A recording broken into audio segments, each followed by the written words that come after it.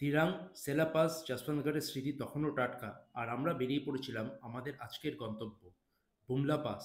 সেখান থেকে সুঙ্গাস্টার লেক, যার প্রচলিত নাম মাধুরী লেক, এবং সর্বশেষে তাওয়াং মনাস্ট্রি। রোমাঞ্চকর কিছু অভিজ্ঞতার সম্মুখীন হলাম, আর আজকের এই ব্লগে সেই কিছু বিশেষ মুহূর্ত তুলে ধরব।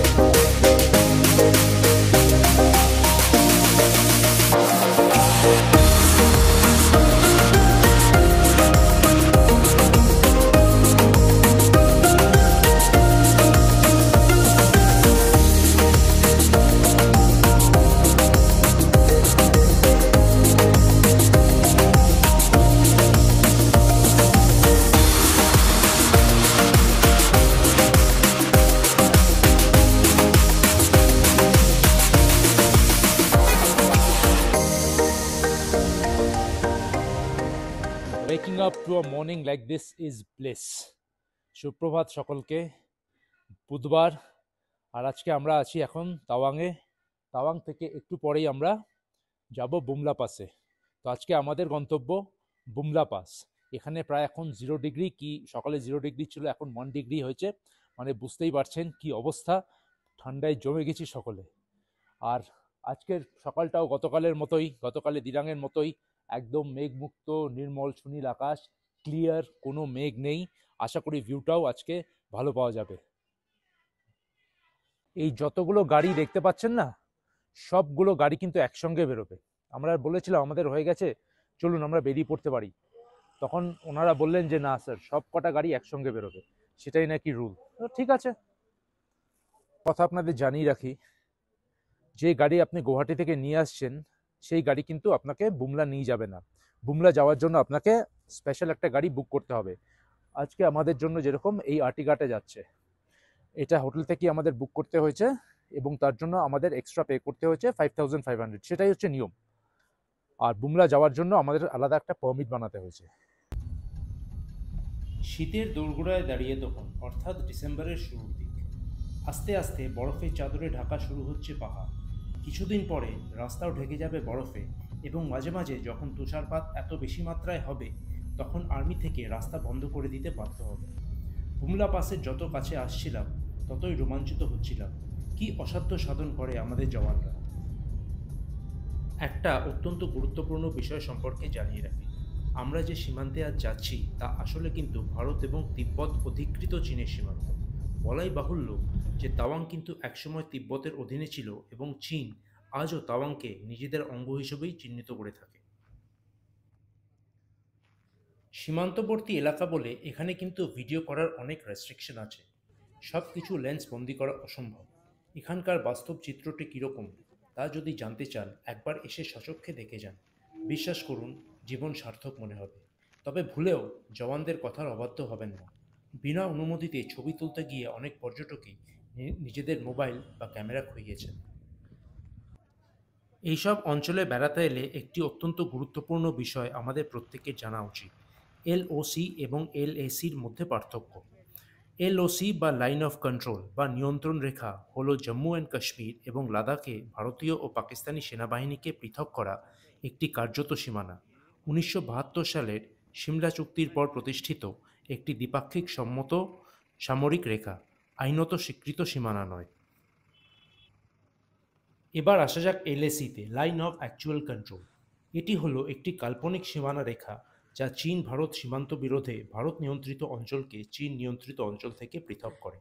1962 সালের চীন ভারত যুদ্ধের পরে গঠিত রেখাকে নির্দেশ করা হয়ে থাকে। সমগ্র চীন ভারতীয় সীমান্ত 4058 কিলোমিটার দীর্ঘ এবং এলএসি 5 ভারতীয় রাজ্যের মধ্যে রয়েছে: জম্মু অ্যান্ড কাশ্মীর, উত্তরাখণ্ড, হিমাচল প্রদেশ, সিকিম আর অরুণাচল প্রদেশ।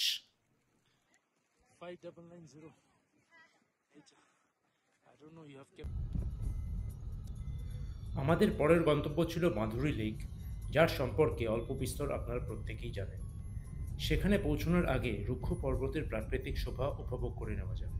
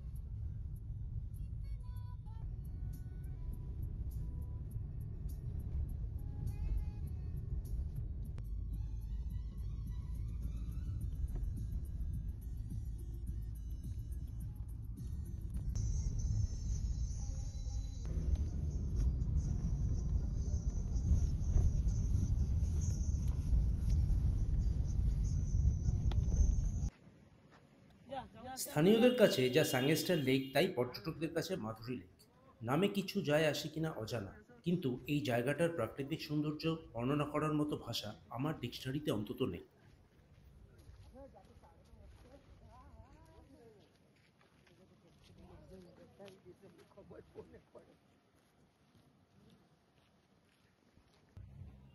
উনিশশো 97 সালে কোয়লা ছবির একটি গান এখানে শ্যুট করা হয় এবং তারপরেই জায়গাটি ধীরে ধীরে জনপ্রিয়তা অর্জন লাভ করে। 12,165 ফুট উচ্চতায় অবস্থিত এই হ্রদটি চতুর্দিকে পর্বত বেষ্টিত। বহু যুগ আগে ভূমিকম্পের পর সৃষ্টি হয় এই জায়গার। পাহাড় থেকে নেমে আসা ছোট বড় অনেক ঝর্ণা এই হ্রদকে নাব্যতা দান করেছে। হাওয়ার বেগ এখানে এতটাই যে ঠান্ডা একটু বেশি মাত্রায় অনুভূতি করছিলাম। প্রকৃতি প্রেমীদের কাছে আদর্শ এই স্থান।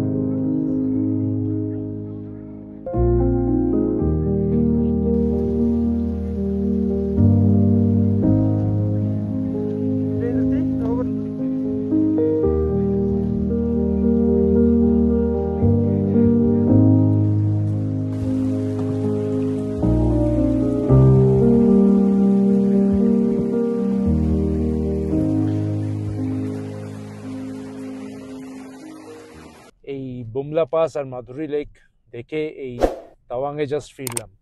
আর এবার আমাদের ডেস্টিনেশন হচ্ছে তাওয়াং মনেস্ট্রি। এখন তাওয়াং মনেস্ট্রির দিকে যাচ্ছি, কিন্তু তার আগে দেখি যদি কিছু খেয়ে নিতে পারি। ডিসাইড করলাম মনেস্ট্রি দেখে তারপরে মার্কেটে আসবো, ওই কিছু শপিং করতে হবে, সুভেনিয়ার্স এন্ড অল। তো সেই সময় লাঞ্চটা করে নেব।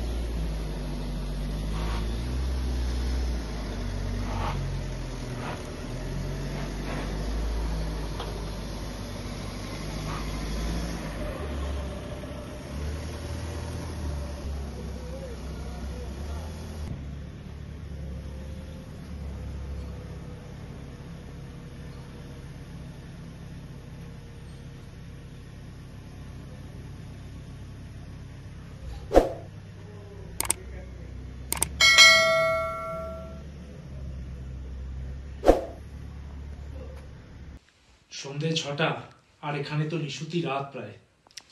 যাই হোক, আজকের দিনটা অত্যন্ত এক্সস্টিং গেল, কিন্তু বিশ্বাস করুন, মানে মনে হচ্ছে যেন আজ যা দেখলাম এর আগে তা কখনো দেখিনি। এক কথায় অনবদ্য। বুমলা পাস ইজ টোটাল লাভ। এবং যেভাবে ওখানে আর্মিরা আছে, যেভাবে বর্ডার প্রোটেক্ট করে রেখেছে, তা দেখার পর আমি শুধু একটাই কথা বলবো, জওয়ান ইকুয়াল টু ভগবান। যেইভাবে ওরা আছে, আপনারা যদি না দেখে থাকেন তাহলে আপনারা বিশ্বাস করতে পারবেন না। আর যারা আপনারা বুমলা পাসে গেছেন তারা জানেন বুমলা পাসের বিউটিটা কি। যারা যাননি তারা ইদার ঘুরে আসুন, আর যদি না যান তাহলে কখনোই জানতে পারবেন না বুমলা পাস কি জিনিস। এই বুমলা পাসের সৌন্দর্য, বুমলা পাসের যে ভাইবস, সেটা আমার মনে হয় না পৃথিবীর কোনো ব্লগার সেটা ক্যামেরায় তুলে ধরতে পারবে।